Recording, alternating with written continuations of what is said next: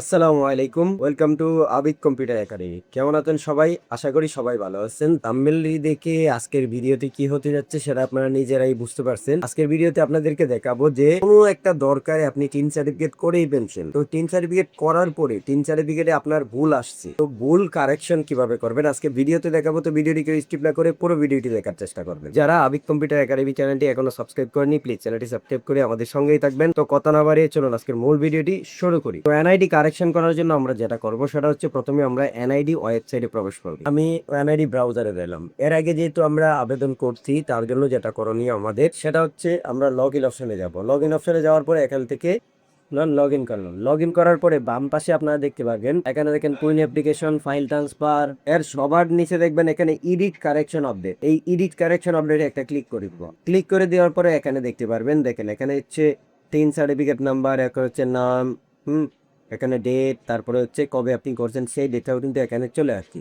এখন কারেকশন করার জন্য আপনি কি কারেকশন করতে চান, এখন দেখেন edit correction type father's name, এখানে একটা ক্লিক করবেন। এখানে আপনি কি কারেকশন করতে চান এখানে কিন্তু সব দেওয়া, father's name, mother's name, sponsor name, general, gender, তারপরে হচ্ছে ইমেল অ্যাড্রেস, হ্যাঁ চিকল সবকিছু কিন্তু এখানে শো করছে। ধরেন আপনি পার্মানেন্ট অ্যাড্রেসটা চেঞ্জ করতে যাচ্ছেন, আপনি পার্মানেন্ট অ্যাড্রেসে ক্লিক করতে হবে। পার্মানেন্ট অ্যাড্রেসটা চেঞ্জ করতে পারবেন, কারেন্ট অ্যাড্রেসটা চেঞ্জ করলে কারেন্ট অ্যাড্রেসটাও চেঞ্জ করতে পারবেন।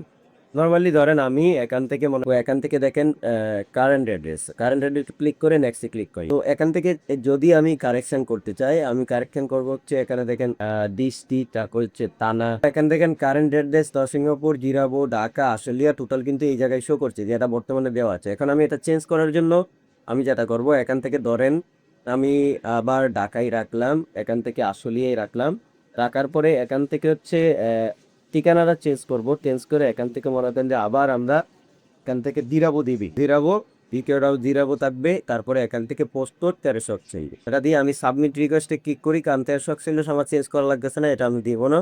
তো আমি শুধু খালি গ্রামের নামটা চেঞ্জ করলাম। তো এখান থেকে আমরা যেহেতু এনআইডি কার্ড চেঞ্জ করা লাগবে না, এখানে দিয়ে দিব অ্যাকাউন্ট। তো এখানে দিয়ে দিলাম বাংলাদেশ সেভেন এয়ারলাইন্স। তো আমরা যখন এই সব কিছু দিয়ে দিব, দিয়ে দেওয়ার পরে আমরা যেটা করবো, এই যে এখানে টিক মার্ক দিব, টিক মার্ক দিয়ে সাবমিট রিকোয়েস্টে একটা ক্লিক করবি।